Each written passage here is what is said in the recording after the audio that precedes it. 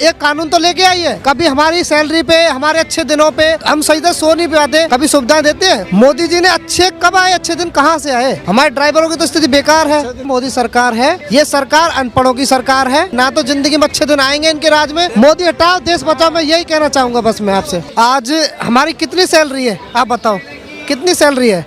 हमारी 10 या 15 हजार सैलरी होती है सर। अब हम पूरी जिंदगी में ना 7 लाख रुपए कमा नहीं पाते, 7 लाख इकट्ठे नहीं करने पाते हम, तो हम इतने कहाँ से देंगे? आपको बताओ, आप बताओ कहाँ से देंगे? है हमारे बच्चे तो सही से पढ़ नहीं रहे। कभी एक कानून तो लेके आई है। कभी हमारी सैलरी पे, हमारे अच्छे दिनों पे, जो हम सही से सो नहीं पाते, कभी सुविधाएं देते हैं। मोदी जी ने कब आए अच्छे दिन, कहाँ से आए? हमारे ड्राइवरों की तो स्थिति बेकार है कि ये जो सरकार है, मोदी सरकार है।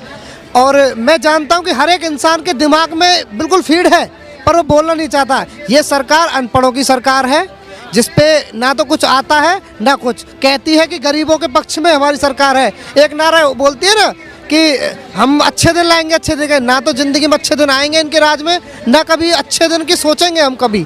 तो इसलिए मोदी हटाओ, देश बचाओ। मोदी हटाओ, देश बचाओ, मैं यही कहना चाहूंगा बस मैं आपसे। क्योंकि ये सरकार ने जब इन्हें रिहा किया, तो याद रखिएगा 15 अगस्त 2022 को जब रिहा किया, तब गुजरात का चुनाव सर पर खड़ा था। 11 को रिहा ही नहीं किया, विश्व हिंदू परिषद और भाजपा के मंचों पर बिठा बिठा कर इनको प्रचार प्रसार में लेकर गए और अपनी सरकार गुजरात में बनाई। आज 2024 के चुनाव है, उससे पहले यह महत्वपूर्ण फैसला आया है।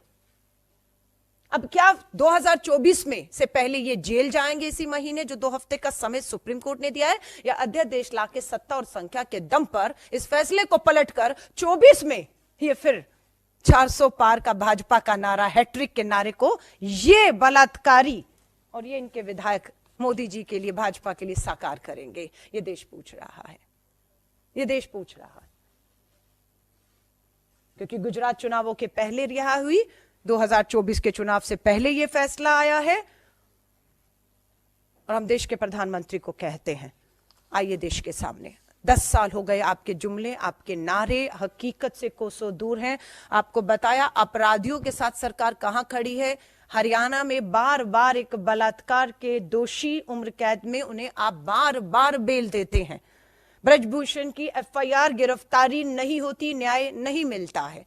मणिपुर की बेटियां यहां पर आपकी दिल्ली की दहलीज पर, जंतर मंतर पर अपना सर पटक पटक कर चली गई, उनके लिए भी एफआईआर और कानूनी कार्रवाई सरकार करे, सुप्रीम कोर्ट को फटकार लगानी पड़ी। तब हरकत में आई केंद्र की और मणिपुर की सरकार।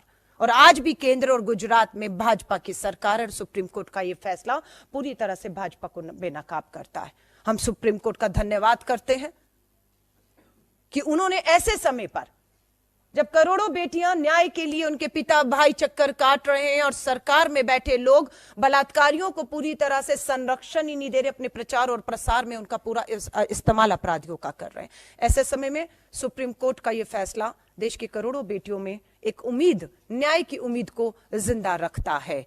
और भारत जोड़ो न्याय यात्रा का मात्र एक मकसद था, मणिपुर से लेकर गुजरात और देश की अनेकों बेटियां जो न्याय की उम्मीद में बैठी हैं। और हमारा यही है कि यात्रा कब तक, भारत जोड़ो न्याय यात्रा कब तक, भारत जोड़ो न्याय यात्रा न्याय का हक मिल जाने तक। और ये लड़ाई लंबी है, उस लंबी लड़ाई के लिए 4000 किलोमीटर की यात्रा के बाद श्री राहुल गांधी जी अब 6713 किलोमीटर की, पहले दक्षिण से उत्तर और अब पूर्व से पश्चिम की ये यात्रा पे निकल रहे हैं, ताकि देश की करोड़ों बेटियां जो आज भी अन्याय के बीच में सत्ता के समर्थित इन अपराधियों का मुकाबला कर रही हैं। बिल्किस बानो के ये अपराधी दोषी 1 साल पहले 15 अगस्त 2022 को बाहर आए। आप सोचिए बिल्किस बानो और उन बेटियों पर क्या गुजरी होगी इस 1 साल में, कि आजादी का अमृत महोत्सव अपराधी बलात्कारी हत्यारों के लिए था और बेटियों के लिए आजादी नहीं, गुलामी का जहर इस 1 साल में इन 11 बलात्कारियों की रिहा में इस 1 साल को उन बेटियों ने पिया है। उम्मीदें टूट रही थी कि नहीं होगा अब कुछ, कोई न्याय नहीं होगा, पर सुप्रीम का धन्यवाद कि उन्होंने हमारी बेटियों की, देश की अनेकों लोगों की उम्मीदों को जिंदा रखने का काम किया है। और हम पूरी वचनबद्धता के साथ इस लड़ाई को मजबूती के साथ कानूनी तौर से कहें, हर तरीके से कहें, सामाजिक और राजनीतिक तौर से लड़ने के लिए भारतीय राष्ट्रीय कांग्रेस पूरी तरह मुस्तैदी से तैयार है।